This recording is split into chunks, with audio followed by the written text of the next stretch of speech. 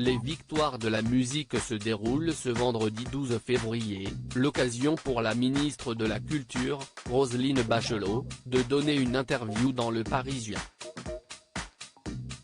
Cette dernière y a surtout évoqué Music To, le mouvement de libération de la parole des victimes de violences sexuelles dans l'univers de l'industrie musicale. Il permet aux victimes de réaliser qu'elles ne sont pas seules et qu'elles ont les moyens d'obtenir justice, souligne Roselyne Bachelot. La dénonciation des prédateurs est nécessaire. Roselyne Bachelot, très engagée dans le mouvement Music To, un combat que la ministre soutient notamment pour des raisons très personnelles.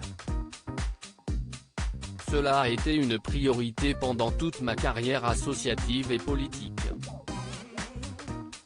C'est un combat que menait déjà ma mère, explique-t-elle avant de détailler. Sa meilleure amie avait été violée par un prêtre et s'était suicidée en se jetant dans un puits lorsqu'elle avait appris qu'elle était enceinte.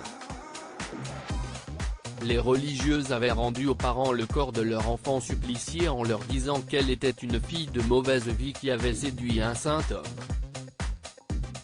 Ils l'ont enterrée à la nuit tombée, sans personne.